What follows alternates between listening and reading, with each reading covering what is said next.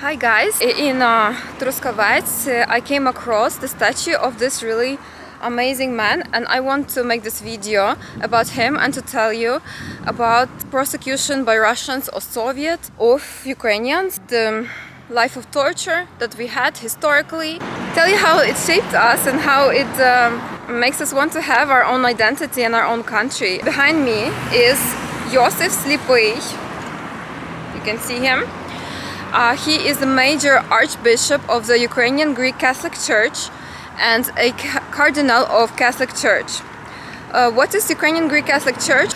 We belong to Catholic Church, but we maintain Byzantine traditions, and our liturgy and holidays are according to Byzantine calendar. This church was heavily persecuted by Soviet Union because it was not maintaining or playing along Soviet propaganda, and Soviet Union used church to advance its propaganda and interests.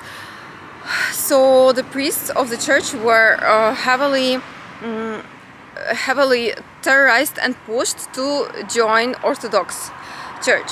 And as I speak, you will see the view that is behind the monument, and you can see how priest takes care of it with rose garden and very nice mosaics, and during liturgy we actually had an air raid siren, and so we just we continued praying.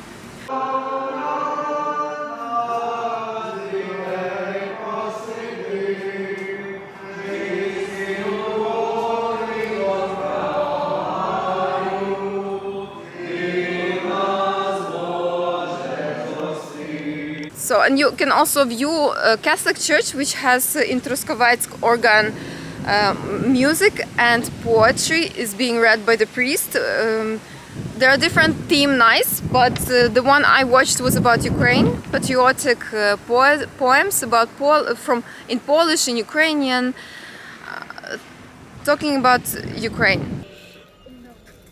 Hi, Ira. Пшеничний твій голос, і душу мені засіває зерно.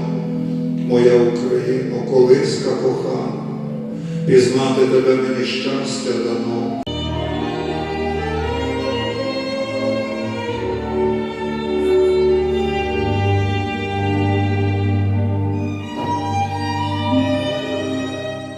He was born in 1892 in Ternopil, in a small village, to a simple family. I visited his home village in Ternopil and his house, which is a museum now. Sheptytsky, I made a video about him, about his villa. He ordained him as a priest.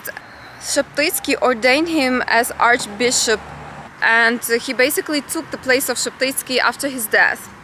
So who is Йосиф Сліпий? This is not his real name, it's his nickname. He's a professor, theologian. He was educated in the West, and he emphasized the importance of education for Ukrainian Greek Catholic priests. He was the dean of theological seminary in Ternopil and also in Lviv, and he wrote a lot of theological books and works when he was free, before imprisonment, and when he was in jail. This man spent 18 years in jail and in labor camps, and sometimes in solitary cells and in terrible conditions, because he just did not want to compromise. In 1945 he was arrested on the grounds of citing the Nazi regime. So Russians or Soviets made up this accusation. He was in jail in Siberia. Our church was heavily persecuted, as I said, by KGB. His family was watched, followed by the KGB from work to work. They were approaching his family, and church was existing underground, and thanks to his stamina and endurance, it gave the strength to our priests to persevere. He published many works. These are memories of his family members who visited him in jail. Once they came to meet him, and they brought little strawberries. In Ukraine it's called sunitsy. They are wild strawberries that grow in woods. And he said, "Thank you, I haven't eaten them in so long." It mattered so much to him that he said, "I will share it with my cellmates. And when he was communicating with his relatives, they were talking. Of course, the armed guard was there walking around and watching them and listening to what they say. So they were talking, and then some secret things they would write with a pencil on the paper, and once they are done with front and back, his sister would eat it, and then she would go to the bathroom and spit it out, and she would keep on going to the bathroom, and the jail guards would say, "What's happening with her? Why is she going to the bathroom so much?" He was tortured and beaten a lot, and because he was writing scholarly work while he was in jail, they broke his right hand to stop him. And also once they put him in a solitary cell, which was very cold, and they expected him to die, freeze overnight, but in the morning they found him with rats surrounding him, keeping him warm, so he survived. Also he would do liturgy in jail, and his relatives would send him raisins, because we in our church we do bread and blood. So we use wine, but he could not have wine, so he would take these raisins, pour water over them, and so he would ask, please make them black raisins, and so he tried to keep according to the tradition. He was freed after 18 years. He was sent to Moscow. He stayed in a hotel, and his family from BBC found out that he was freed, and it happened because the Pope used political pressure to free Joseph. So he stayed in a hotel, and his family came. He said, "Do you have anything to eat?" Because for 6 days he did not eat anything. He was expecting that he will be poisoned. So yeah, and then he really wished to come back to Lviv, which is where he spent most of his life before imprisonment, but he actually was sent into exile.